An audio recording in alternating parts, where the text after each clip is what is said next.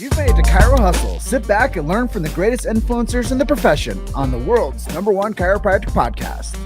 Before we dive into this powerful episode, please remember to subscribe to our channels and to give us a 5-star rating on iTunes and to continue hustling.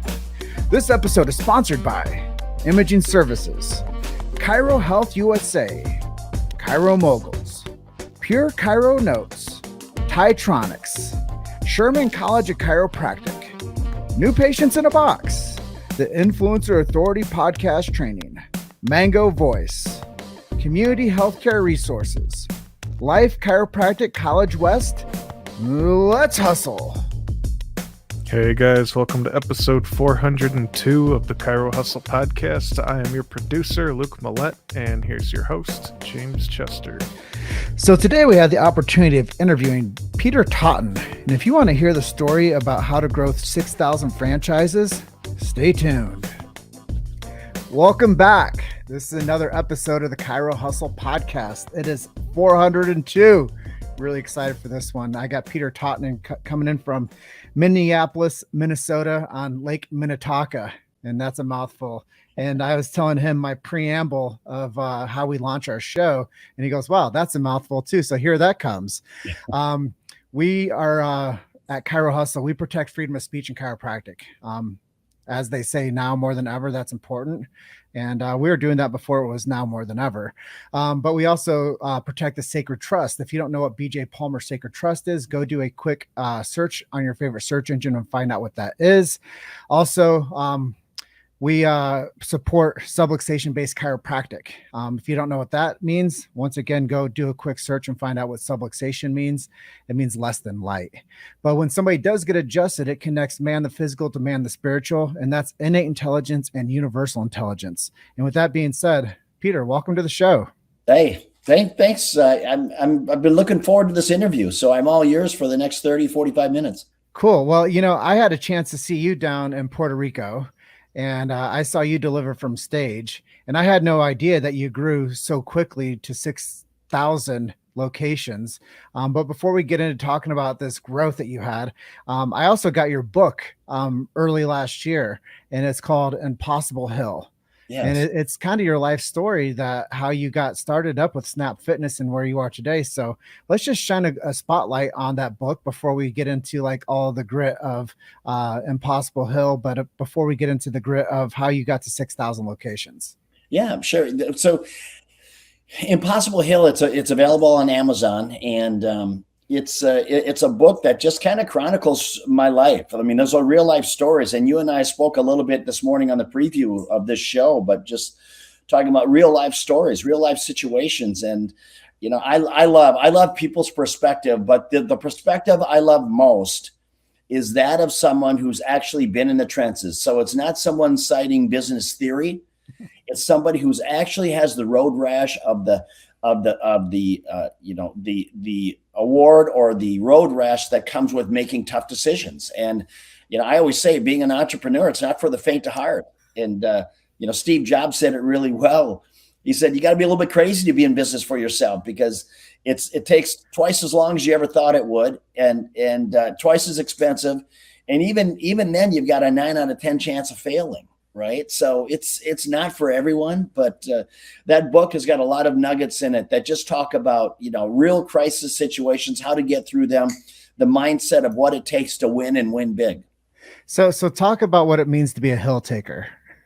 Well, I think all of us, you know what, I think how you show up every day, and that's an important point for everyone. I mean, it's especially in today's day and age, there's so much going on around us. There's so much noise. And I think sometimes you got to just fall back to those core fundamentals, the core character of who you are and how you want to show up every day, because it's easy to get distracted. So become a hill taker. Believe me, that's those times when you're in dire situations or those around you are in tough situations. And how do you show up to help them, to give people a leg up where you can, to share your knowledge where you can, or just look within to find the power to bootstrap it, to pull yourself up and keep forging ahead. It's not easy. Yeah. You know, I use analogies all the time.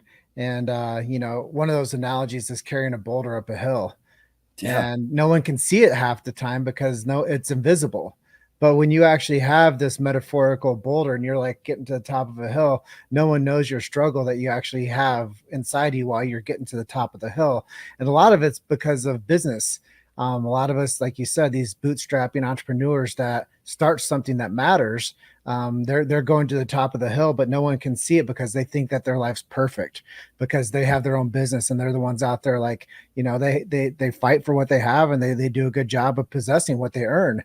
And I think that that's something to talk about is 6,000, man, like starting with Snap Fitness. Yeah, it's, you know what, it didn't, first of all, first and foremost, um, I think the success that I've had, I attribute a large share of it to the amazing people that I've had the opportunity to work with and surround myself with. And I always say, hey, look, what I've been able to, over the last 20 years of franchising, I've been able to surround myself with really great people that, I think one of my gifts is to articulate a vision, to paint a picture, paint a vision, and then create a narrative around that vision that's inspiring, and then make sure that everyone that's around me feels like there's upside in it for them as well. And I think when you do that, then you create the perfect storm in winning, which is, great people around you all sharing in the same vision, the same passion to get to the promised land of whatever that vision looks like. Yeah, and when we were off camera, we were discussing like the chiropractic dream. Like chiropractors, they go to school for 7 years to become a doctor. They open up shop, and eventually their dream is to get shop number 2. Their dream is to bring on an associate. Their dream is to have like the life of their dreams as a doctor. And what we were talking about is, sometimes that dream is challenging because you bring somebody else on to share that dream with you, and they didn't go to school for 7 years to be an apprentice. Yeah, and I think the normal transition for someone that's coming on, an associate as an example, I think that they need to get in when they get out of school. They need to get in somewhere to get their reps in. Okay, but when you have that person that has that fire in their belly, they're just ambitious. It's up to you as the owner of the company, the driver of the company. It's up to you to create an atmosphere for that person where they're going to want to stay. You either are going to embrace that and sit down with that person when you feel like you have the right person and say, look, I think that we're both like-minded. I think we both aspire to be great. And I love that in you. And I don't want to lose you. So how can we work together collectively to build an amazing business together? Right.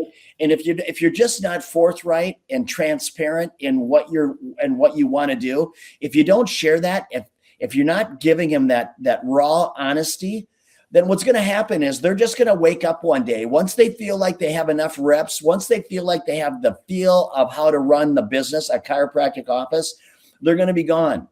Now, and not that there's anything wrong with that, but I just tell you what, don't wake up surprised one day when you have that call or that cup of coffee with that associate of yours, and he says, hey, look, I've got some tough news to share. I'm moving on. I'm going to go open up my own practice. Okay. And they're going to do that because you never were forthright with them saying, look, I love what you're about. I think we can do something great. Occasionally 1 + 1 can equal 3. And I think that this is one of those occasions. So how do we make it happen? How do we make it happen? I love that. I love it so much because this is the tough conversations that chiropractors typically don't have. And they live in this bubble of fantasy that the person that they're working with is supposed to be able to read their mind, and that they're supposed to be on the same page. And then one day they wake up, like you said, and it's a different story. And now they have to go back to becoming the main treating doctor. Now they have to go back to becoming the marketer again. Now they have to go back to all these fundamental things. Yeah. And when you take a person who's ambitious, you've got to give them opportunity. I mean, just flat out, you have to give them opportunity. If you don't, inevitably, they're going to wake up one day and they're going to say, I could be doing this for myself. Okay. Especially if you're the owner of the chiropractic center and you've hired these associates to come in and treat the patients, and those associates are watching you come in 1 or 2 days a week. You're putting in 6 to 8 hours a week. The rest of the time you're fishing, golfing, or vacationing. Pretty soon that starts to wear on them. Okay. And don't short sight yourself by thinking, hey, Mr. Associate, you should just be happy that you're here because I give you such an amazing work environment. I mean, some people, they're guilty of smoking their own exhaust. They think that just because they give somebody a place to work, that they should live happily ever after and that person should stay there. It's just not the way the real world works. People are ambitious and they want to be their own boss and they want to chase that opportunity. Well, one of the things I'm going to talk to you in a moment about is how you connect with your teams. But before we go there, I'm really curious about marketing, because I'm sure when you first started out, you're bootstrapping. You're probably putting flyers on people's cars. You're probably going knocking doors. You're probably going around, and you're probably in every like networking chapter that you could be in, whether it's BNI or Toastmasters or whatever. But what did you do historically when you started out in business, and what are you doing now? What worked and what didn't work? Well, it evolves. I mean, the most important part of that question was the last part: what worked and what didn't work. So, which means that you've really got to pay attention to where you're spending your marketing dollars and make sure that you're not just spending the dollars just so you can feel good that you're doing something. Because when people are in a business and the business is failing, one of the first questions I ask them is, "Tell me, what are you doing for your marketing?" And they'll come back to me and they'll say, "Hey, Peter, I'm doing this, this, this, and this," and they give me a litany of things that they're doing, but none of it's working. And I tell them, okay, that's the definition of insanity. Do the same thing time after time and time, get the same result, right? It's not working. So you need to pivot. So I always ask people, look, where are you marketing and are you hitting the right audience? Because sometimes it's kind of like fishing. You could be fishing, but if you're not fishing with the right bait, it doesn't matter how much time you put out there. Okay. So those are kind of what I look for early on. I mean, in the health club space, it was direct mail. Direct mail used to be really, really good. Okay. Direct mail, chase it with a little, some radio spots, maybe some TV spots, and you were good. Today, it couldn't be any further from the truth. And it's really, I appreciate where the industry has evolved. I really do, because I'm launching a brand right now, an acai bowl concept, and we're not doing any print. It's all social media. It's all networking, and it's the least expensive and probably the most productive, right? So that is working really, really well for us, and that's where we're putting our dollars today. But once again, we're constantly measuring it, and if we need to pivot a little bit, we do that. But the beautiful part today, Jim, is if you can profile your customer, if you know who your customer is, and we do that in this concept that I'm launching, I've got 10 unique profiles. So if I know who my customer is, now all I have to do is take that profile and find out where they live, where they reside.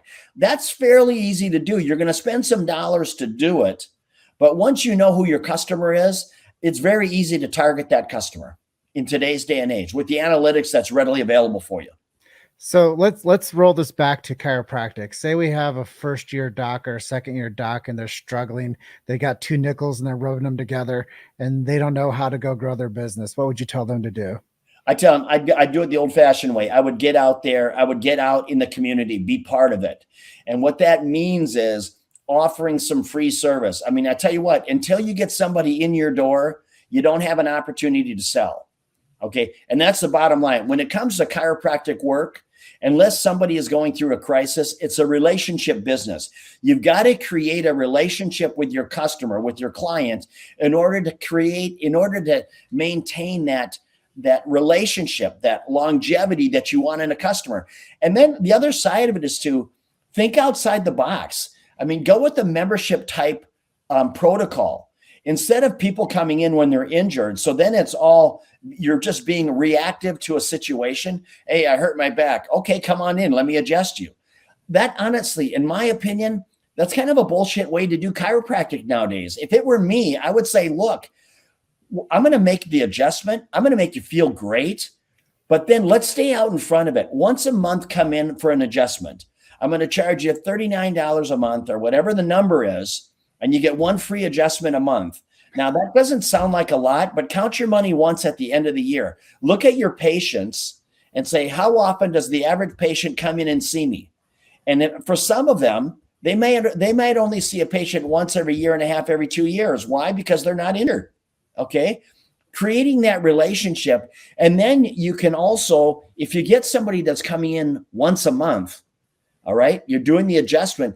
Now you have an opportunity to introduce some ancillary services that you may be doing. I mean, I see some chiropractors really progressive. They're talking about nutrition, but look, being healthy, physically, it's such a critical part of how you roll, what your lifestyle is. I mean, having a bad back, it's debilitating. I mean, you can't do anything. You can't run, you can't lift, you can't golf, you can't play tennis, you can't do anything. I mean, so the necessity of having a chiropractor in your back pocket that you can visit once a month for an affordable rate, make it affordable, make it a no-brainer. I mean, in the fitness space, Planet Fitness and some of those guys, they charge $10, $15 a month. They do that because they know that the customer doesn't even blink about the $15. They don't cancel. Well, you said some really important things, and this translates right over to chiropractic methodology when it comes to business. And it's easier to make second money than it is to make first money. Yeah. And it's easier to build a relationship model practice and keep people healthy. What I call it is from cradle to grave care. Like, right. You should have somebody under your care and supervision for their health needs from the day that they're born to the day that they're no longer around. And that's the real sustainable model that people should be under when it comes to this type of frequencies, because if you have built that relationship with people, then the dream, here's the third dream. It's not just get the associate, get a second location. The third dream is to have a referral based practice. Yeah. You know what? I don't understand in today's day and age. I don't understand why any male, over 35 or 40 years old is not embracing some of the science and technology that is out there today. For instance, testosterone therapy or estrogen therapy for women. And I don't understand. I was at a speaking group the other day, and there was a chiropractor who does all kinds of things. He does that type of therapy, but he also does stem cell work and he does chiropractic work. What is his? So his overall practice, it's more than just chiropractor. It's a wellness center. Okay. Mm-hmm. And wellness can rear its head in a number of different facets. I mean, today's day and age, hey, look, let's face it.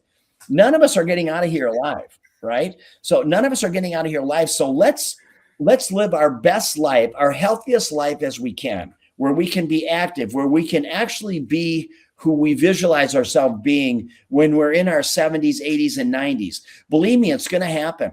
It's going to happen. The days of being 60 and still being able to golf and run and vacation and play with your grandkids and be vibrant and still engaging in sex and all the other wonderful things that life brings, that's right there.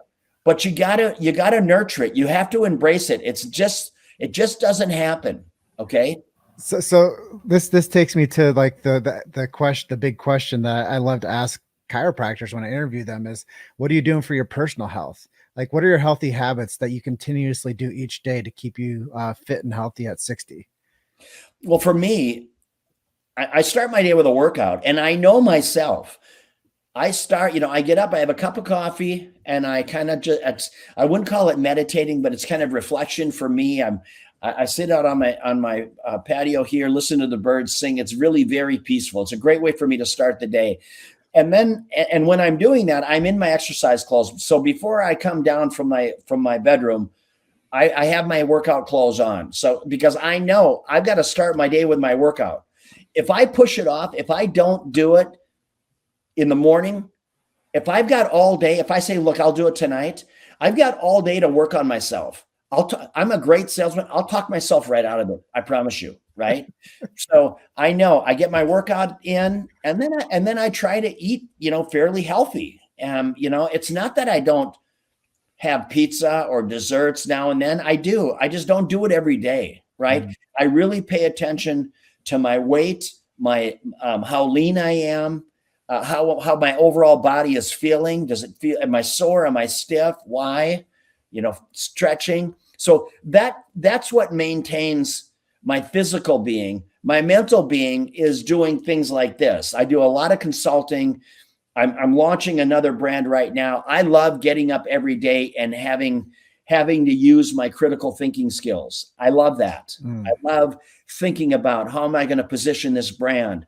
Or if somebody else comes to me with their brand and I'm trying to help them massage it and get their shoulders squared and pointed in the right direction to where they want to go.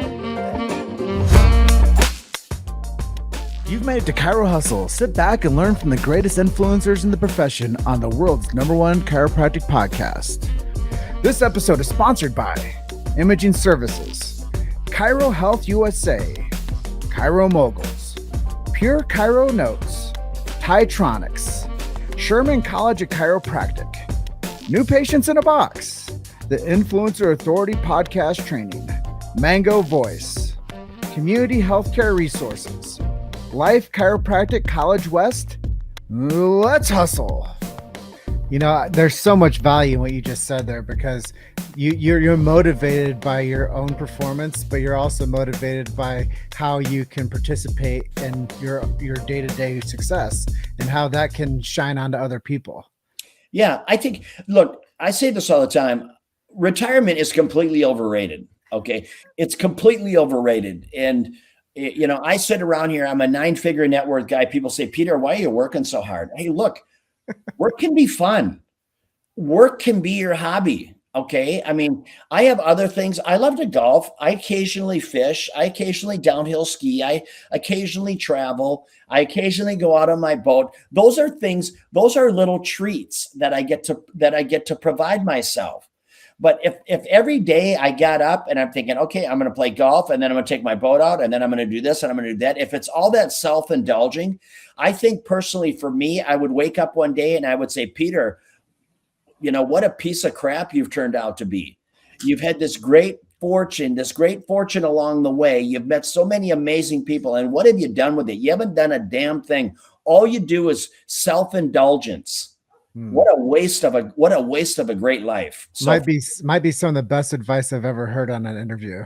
Yeah. I mean, honestly, you got to get up every day with purpose. You got to get up every day with fire in your belly, because if you think you're working hard today for the days of doing nothing or having a free schedule to do whatever you want to do, I'm going to tell you right now, stop right there, because it's not what it's made up to be. Okay. You're going to feel empty and unfulfilled in most cases. I'm not saying that you can't vacation and treat yourself. By all means, do it, but don't think that you've got to, that you've just got to grind it. And, you know, I would say, like, wake up every day with purpose. It's a great message. Well, I love the fact that I didn't know how many like businesses that you're at the helm of. And when I saw your bio pop over, it said 6,000. I'm sure that this is going to be a huge revelation for most people to understand how you stay connected to such an empire. I think it might be one of the best questions of the day, but how do you stay connected to all of the moving parts of this franchise model? Well, you know what, for me, when I was running that company, Lift Brands, I retired from there 3 years ago. I stepped down as a CEO. I'm still chairman of the board, but I'm not involved in the day-to-day operations of those companies. But I will tell you, when I was at the helm, when I was flying the plane, so to speak, I was involved in every critical decision made in the company, and I would not have had it any other way. If anybody, it's almost like being a pitcher. It's the 9th inning, bases are loaded, there's 2 outs. Some people would say, I don't want the ball on the pitcher's mound.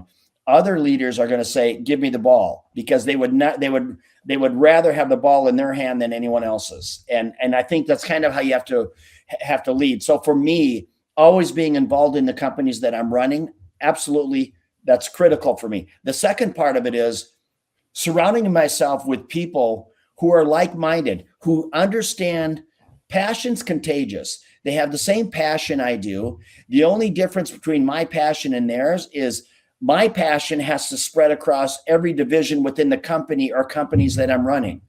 Okay. The director, my C-level employees, they've got to have passion on the lane that they're staying in. Okay. Because why? Because they've got to inspire every single person that reports to them. They got to make people that come into the company, those apprentice people, interns, apprentice, employees that have been with you for years. They've got to inspire those people every day. And that's the magic in creating great companies. You have a group of people that all share in the same vision. They're all pulling deep on the oars in the same direction. And when you do that, that's when the magic happens. So let's talk a little bit more granular. Are they using Slack to connect with each other? Are they using Trello? Are they using what type of tech are they using to stay connected? Well, for me, I mean, we have our own internal communication platforms. I mean, when you're that big, you manage all of it, right? So, but honestly, the best way to connect with people is the old-fashioned way. You've got to call them. Don't do it through email. Don't do it through texts. And that's the heavy lifting. Hey, look, you've got to get your people together. And for me, every month you should be recapping. Here's our goals for the month. And you're going to get together once a week and talk about how you're trending towards your goals. What can we do better? And then every month you're pulling back and you're saying, here's what we've accomplished. And it keeps everyone focused on the game at hand. And then all of that kind of rolls up into the big vision. I mean, Lift Brands, underneath Lift Brands, you've got Snap Fitness, you've got Fitness on Demand, you've got 9 Round. So you've got multiple brands that all feed up to this parent company, Lift Brands. Okay. And the only reason I created Lift Brands was because I created this administrative infrastructure. And once I created that infrastructure was built up of accountants, attorneys, marketing people. And when you have that infrastructure in place, it's very simple to go and plug in another brand because you're sharing the resources of the admin.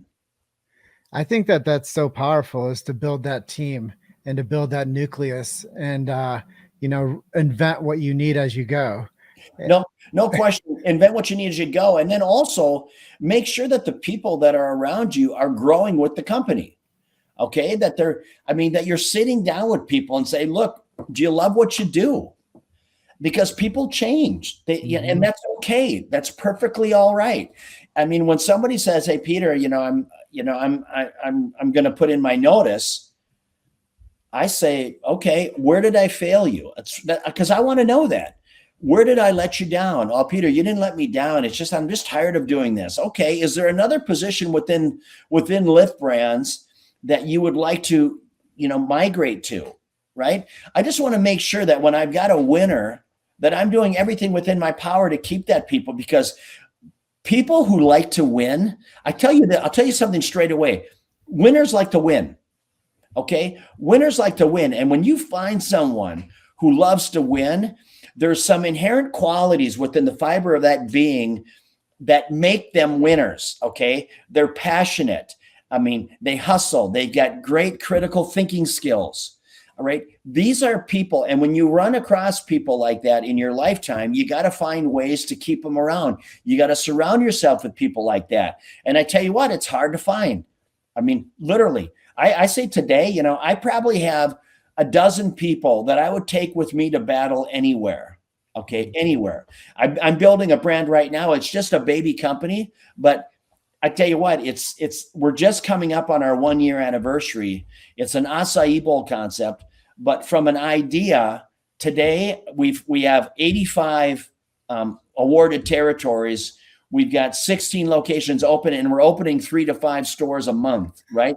It's got great traction. It's got great promise, and I'm really working hard to surround myself with some of those great people. And I'm already started to pull some of the people from my history that I've had the privilege of working with. I'm already starting to pull them in.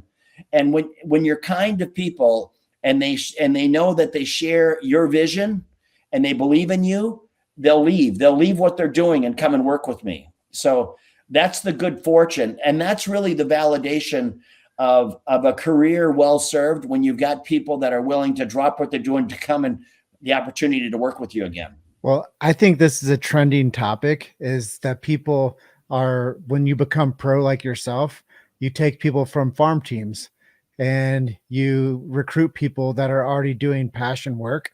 And then you recruit them and you take care of them better than they were getting taken care of before. And you offer them more future pace them to a better, opportunity. And then you retain great people. And then you know what they do? They tell their friends too. And now that you recruit like their little group of people that were in this other business that wasn't providing for them the way that your business is providing to them. And that's the way that the business model rolls, I'm sure. It is. I mean, it is. I mean, you need great people to build great companies. It's really that simple. And if you think that you're going to be the only person on the team that can make the great decisions, you're limiting your potential. I promise you. You've got to surround yourself with great people. And then the other side of it is those great people, they want to die on their own sword. Okay? Don't micromanage them. If you're going to hire them to do a job, make sure they understand the job of what you're looking for, because people can't follow what they can't see. So make sure that you create a narrative that's easy for people to understand where you want to take the company and what exactly their role is going to be in that directive. Okay. Once you feel like you've created that narrative for them, now you got to let them run. You got to let them soar. You got to let them win. And that's what some leadership, they want to take all the props. You don't. I tell you what, you want to get people to walk on fire for you. When you're sitting around once a quarter, I would have company-wide meetings. And that's the time to pull people aside and say, hey, Jim, could you stand up for me? I want to tell you something. I want to tell you what Jim did. And then you share a story how Jim went above and beyond. Now, you could have easily done that in your office. Just the two of you, okay? What's going to be more impactful? You pulling him into your office and having those kind words and saying how proud you are of him, of stepping up and how he shows up every day and what you love about him? Is it more powerful in your office or is it more powerful in front of his peers? I could tell you 10 out of 10 people, if they're going to be honest with you, they're going to say, man, Peter lit me up. He held me up in front of the whole company, told me how awesome I was. That is how you make great people. Well, that's the other side of accountability. That's leadership accountability, is they depend on you to edify them. Yeah, hey, look, everyone loves to be validated.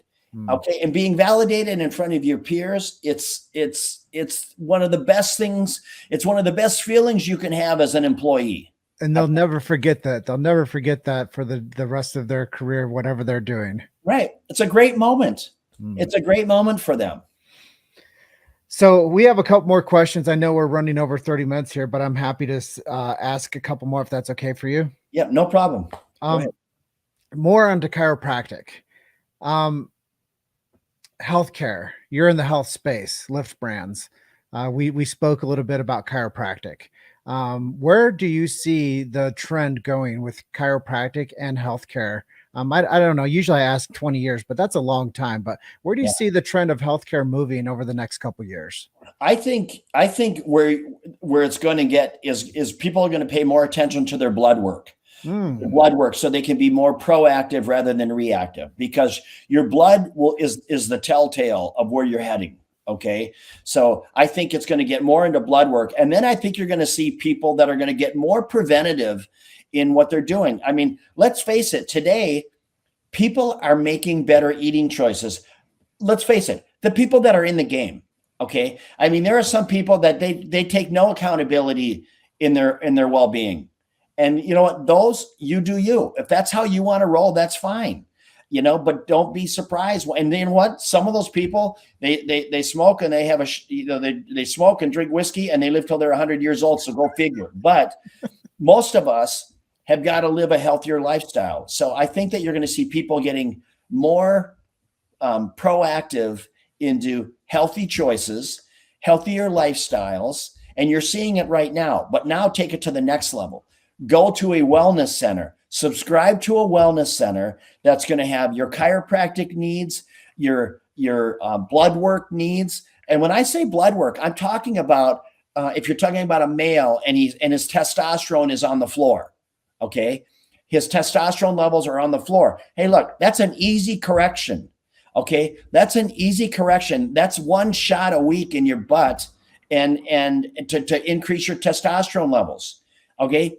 And when your testosterone levels are back as a male, I'm not talking about you're walking around like some bodybuilder. That's not what I'm talking about. I'm talking about getting your testosterone levels to a place where, you're still stimulating muscle growth. You're still on your game. You've got the flexibility, all those things that come into play. So that's where I think wellness is going.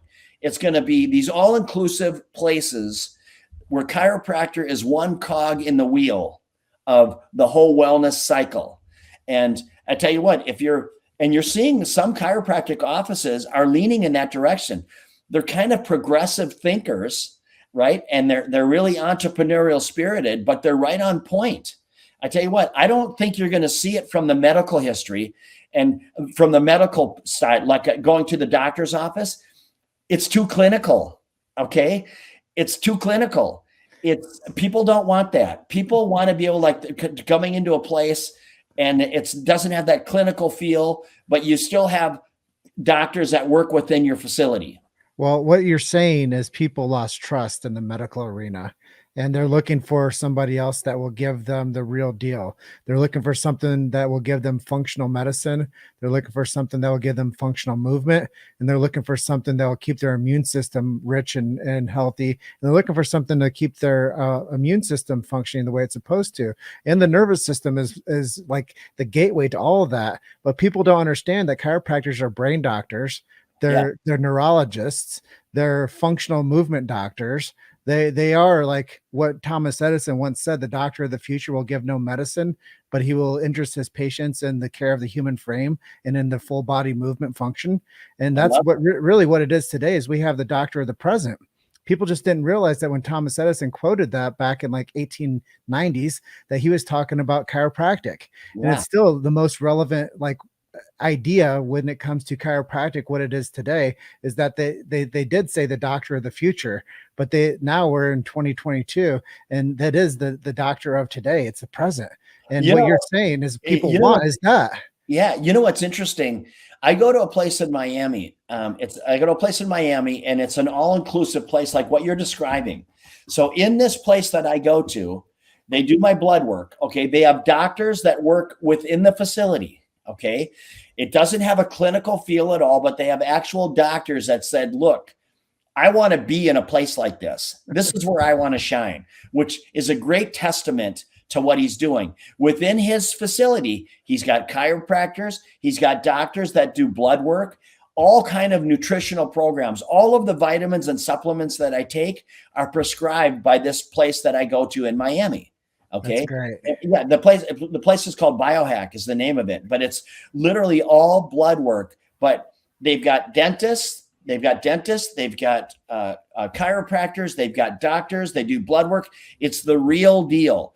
Now I'm working with those guys. I'm on their advisory board, and I tell them, look, we got to get this thing down to the masses. We got to make it affordable to the masses because right now it's too pricey, but in a city like Miami, you've got enough, wealthy people who are willing to pay that. Why? Because they want the golden ticket. They want to be living active lifestyles into their 90s, and they're willing to pay for it. Yeah, I think that when we figure out how to make this more mainstream and it's not just an elite status type care, that more people will have a higher level buy-in. And I do believe this, that there's so much mistrust now in the old school medical conveyor belt model. It's dying. And the house of cards is tumbling when it comes to what people have been spoon fed and what they've been injected with over the past 2 years. The house of cards is tumbling. So, I know that we're way ahead of our time, but I do have a few more questions. Yeah. What are you listening to, and what are you reading, and what are some of your hobbies? Well, you know what? I just read a book. The last book I read was called Signs. Just because I've had a tragic loss a couple of years ago. It was a really interesting book for me to read. Most of the stuff I do right now, I'm actually listening to podcasts. Okay. I love podcasts. The craziest kind of podcast I listen to is like Joe Rogan, right? Because Joe Rogan can be out there, but what I love about Joe is he's not afraid to make a stand. Okay. He's not afraid to put himself out there and isolate himself and say, this is who I am and this is what I believe in. that part of it, I really dig about Joe Rogan. Okay. And that's what makes him, very polarizing. He's captivating for me. Okay. My hobbies are, I exercise and I love to golf. I don't golf as much as I'd like to. I love boating. I love traveling. I really love my work too. And I don't even like calling it work, but I really love my consulting business. I really love some of the different companies that I'm owned or are partners with. That I really, how they're prospering and growing, and we're pivoting, and we have to go through these challenging times, with COVID and whatnot, and coming out of those things, and then trajecting forward, and all those things are exciting. That's what makes being an entrepreneur so rich. It's so great, is you have to constantly always be paying attention, and that part of the game is what I love. Well, you weave in your hobby and your fun life with your business life, and they always say that if you do something you'll love, you'll never work a day in your life. So I don't think you work at all, Peter, but you actually excel and do great things, and you enjoy the people that you get to build camaraderie with. And leadership is something I think comes really easily to you. And when you have good leadership, then you can teach others. And one of our friends, Jeremy Eugene Wilson, would say you should learn to teach. And I think that that's really important. I think that that's what you've done with your career, is you learn to teach others how to plug into systems and efficient models that worked for you, and then it worked for them. And now you get the life of your dreams. They get the life of your dreams. And it's a win-win for everyone. Yeah. No, thanks for your kind words. I appreciate that. You mentioned Jeremy Wilson. Is he not a solid guy or what? He brought us together. Yeah, he's so solid. He's got such great energy. And he's an easy guy to be around. His enthusiasm is contagious. I'm a big fan of Jeremy's, for sure. Yeah. Well, last question. We edified Jeremy there a bit, but who are some of your heroes? And if you could sit down with anybody for a meal tomorrow, who would it be? Obviously not being my deceased mother or son. So somebody that's still alive today, I would, I'd love to have lunch with Donald Trump. I'd love to have him. And then, on the sports side, I'd love to have lunch with Tiger Woods. Right. I think he'd be really interesting cat to have lunch with. He's a big cat. Yeah, for sure. It's, but that would probably be, Trump. It'd be, Tiger Woods. Those would be two people I'd love to hang out with and see what makes them tick. Cool. Well, I really appreciate you being on for episode 402 of the Chiro Hustle podcast. If people want to connect with you or learn more about you, where can we send them to? Best place is just find me on Instagram, and it's just Peter _Taunton, TAUNTON. That's the best way. Well, Peter, it's been a really awesome episode of the Chiro Hustle podcast. I want to thank you so much for being my guest today, and have a wonderful rest of your afternoon up there in beautiful Minnesota. And I'm going to close out by telling everybody, you guys are just one story away. Keep hustling. See you guys soon. Thanks so much, Peter. Yeah, my pleasure. Take care. Thanks for listening to Chiro Hustle. Don't forget to subscribe and check back next week to continue hustling.